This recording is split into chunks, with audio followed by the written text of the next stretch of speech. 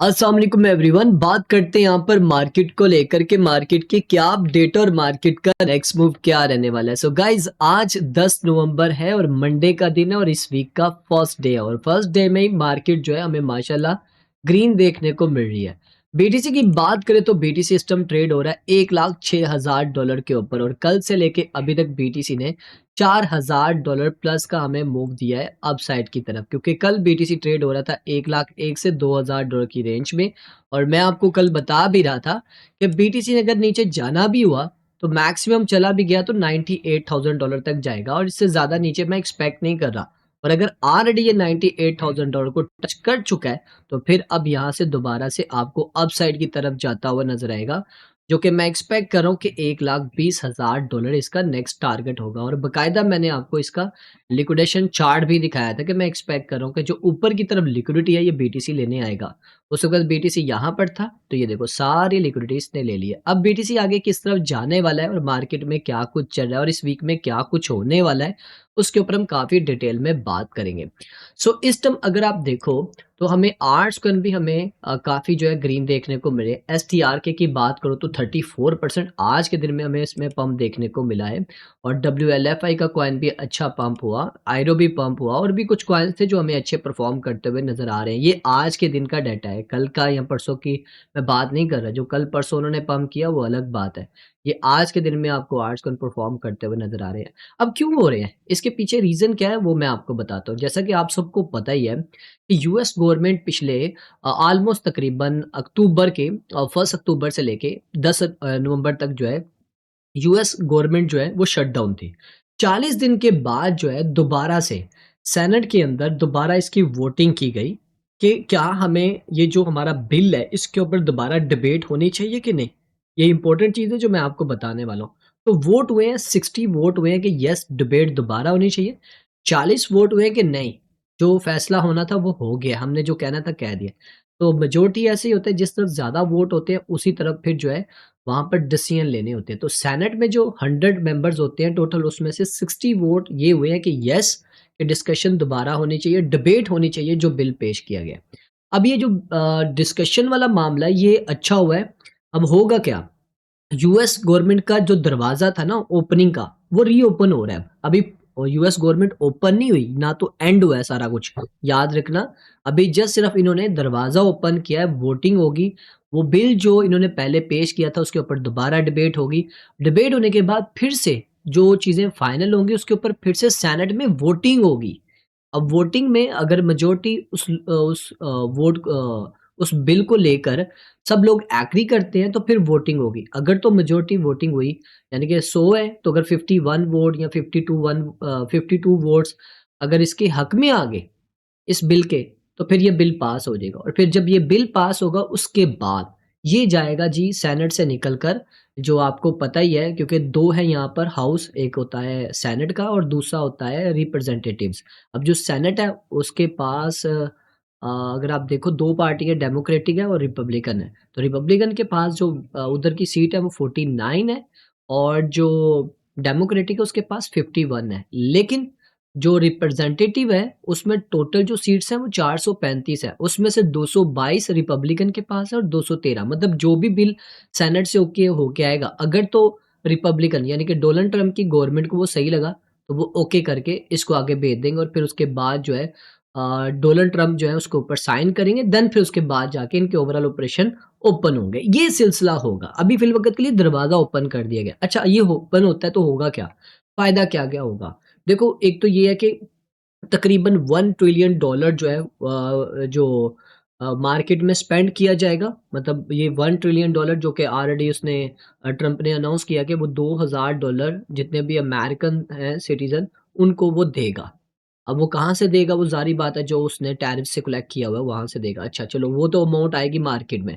उसके बाद आपको पता है कि फेड ने क्यूटी, मैंने आपको लास्ट में बताया था कि 1 दिसंबर को वो क्यूटी एंड होने जा रहा है। उससे क्या होगा, मार्केट काफ़ी बुलिश होगी क्योंकि मार्केट में नई लिक्विडिटी आएगी और जब मार्केट में नई लिक्विडिटी आएगी तो आपके आर्ट्स कॉइन, बिटकॉइन सब कुछ, मतलब स्टॉक मार्केट सब कुछ आपको अच्छे लेवल के ऊपर पंप होता हुआ नज़र आएगा।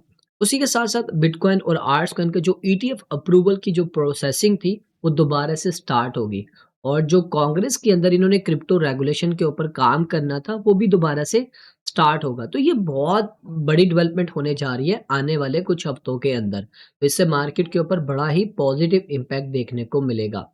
और रही बात यहाँ पर रेट कट की, तो अभी तक यहाँ पर प्रोबेबिलिटीज़ काफ़ी कम है, लेकिन जैसे ही यहाँ पर ये यूएस गवर्नमेंट ओपन होगी, तो ये प्रोबेबिलिटीज़ भी इंक्रीज़ होंगी और दिसंबर में भी चांसेस होंगे कि रेट कट हमें देखने को मिलेगा। ठीक है?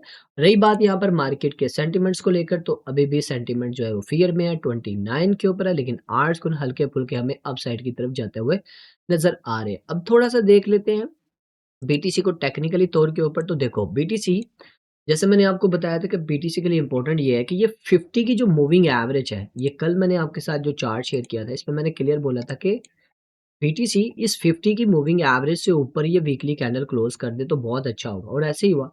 इसने इसके ऊपर क्लोज कर दिया। अब इस वीक की कैंडल हमें ग्रीन देखने को मिल रही है, लेकिन एक इंपॉर्टेंट चीज़ आपको नहीं भूलनी, क्योंकि यहाँ पर एक सीएमई गैप भी देखने को मिल रहा है जो कि इम्पोर्टेंट है। क्योंकि अगर आप सीएमई मार्केट की बात करो, तो वो $1,04,000 के ऊपर उसने क्लोज किया था। तो यहाँ पर मैं देख रहा था एक छोटा-सा सीएमई गैप बना हुआ है, ये वाला। तो ये आप देख रहे हो 1,04,000, मैंने आपको बोला था कि 1,04,000 के पास इसकी क्लोजिंग हुई है, तो ये एक सीएमई गैप है, तो बीटीसी इसको फिल अप करने आएगा। और ये जैसे ये सीएमई गैप, चलो ये अच्छा हुआ है, ज़्यादा नीचे नहीं है, $1,04,000 के पास है। इसको फिल अप करने के बाद दोबारा से मैं एक्सपेक्ट कर रहा हूँ कि बीटीसी ऊपर जाएगा। क्योंकि अगर आप देखो ना, इसके ऊपर भी 50 की मूविंग एवरेज, तो अभी भी सीएमई चार्ट के ऊपर भी 50 की मूविंग एवरेज हमें अगर ये सीएमई गैप फिल अप भी कर लेते, तो तब भी 50 की मूविंग एवरेज से नीचे नहीं आती। तो ये भी एक प्लस पॉइंट है, ठीक है? तो ये अभी आपको अपने माइंड में रखना है, क्योंकि नीचे की तरफ लिक्विडिटी है ये वाली 1,05,000, ये देख लो सारी लिक्विडिटी। और भी है लिक्विडिटी, 1 वीक के चार्ट पे आपको दिखाना चाहूँगा। तो ये लिक्विडिटी बीटीसी लेने आ सकता है, ये लिक्विडिटी। हालाँकि ये लिक्विडिटी बड़ी मेजर है, ये वाली $98,000 की ये छोड़ के आया हुआ है। लेकिन रीज़न मैंने आपको बता दी क्या है, तो ऐसे तो कई बार बीटीसी कर चुका है, बड़ी-बड़ी लिक्विडिटी छोड़ के ऊपर या नीचे की तरफ चला गया है। वो मायने नहीं रखता, वो मार्केट के जो सेंटिमेंट्स हैं, चल क्या रहा है, डेवलपमेंट क्या हो रही है, वो सारी चीज़ें इम्पैक्ट डालती हैं प्राइस के ऊपर भी। फिल वक़्त के लिए शॉर्ट टर्म के लिए ये लिक्विडिटी लेगा सीएमई गैप को फिल अप करने के लिए। ठीक है, इथेरियम की बात करें, तो इथेरियम $3,600 के ऊपर है।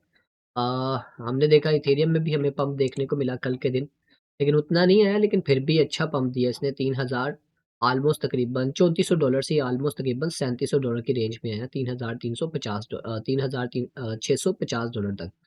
बीटीसी की डोमिनेंस की बात करें, तो बीटीसी की डोमिनेंस इस ट्रेंड लाइन को तो ब्रेक कर चुकी हुई है।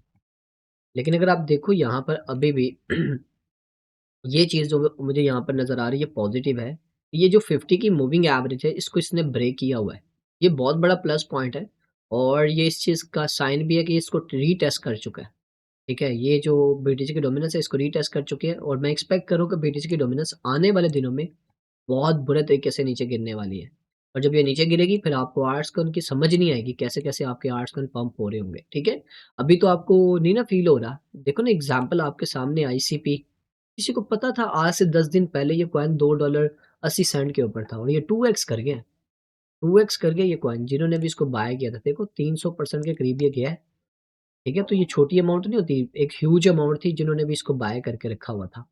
इसी तरह फाइल कॉइन को देखो, एफईटी को देख लो, और भी कॉइन हैं जिन्होंने अभी सिर्फ एक-एक मूव लिया है। देखो ना, 10 दिन में इतना बड़ा मूव। अब ये मूव कहाँ तक जाता है, ये आप खुद देखो। ये मूव जाता है $10 तक, और ये $10 फरवरी के महीने में था। मतलब फरवरी से लेके आप नवंबर तक देखो कितने महीने बन रहे हैं, 8-9 महीने तो बन रहे हैं। मतलब 8-9 महीने की कसर सिर्फ 10 दिन में निकल गई। जब पंप करते हैं तो फिर इस तरह पंप करते हैं। फिर मतलब जो आपकी महीनों की जो जिसमें आपने इंतज़ार किया होता है, वो फिर दिनों में वो रिवार्ड दे के जाते हैं। अब देखो ना, ये फ़रवरी में $10 पे था, और ये अक्टूबर में ये $3 पे था। तो ये इतना बड़ा डिस्टेंस इसने सिर्फ़ 10 दिन में तय कर लिया। तो इस तरह होगा आपके आर्ट्स कॉइन के साथ भी, थोड़ा सब्र रखो, ठीक है? तो ये थी ओवरऑल अपडेट। बाकी मैंने भी आर्ट्स कॉइन होल्ड किए हुए हैं, और आप भी होल्ड रखें। 1-2 अनाउंसमेंट है, जैसा कि आपको पता है हमारी प्रीमियम एडवांस क्लासेस भी स्टार्ट होने जा रही हैं, आईसीटी की भी क्लासेस स्टार्ट होने जा रही हैं, फॉरेक्स की ऑलरेडी क्लास चली है। अगर आप अप्लाई करना चाहते हैं, तो स्क्रीन के ऊपर जो आपको नंबर नज़र आ रहा है, इस पे कॉन्टैक्ट करें, तो आप भी अप्लाई कर सकते हैं।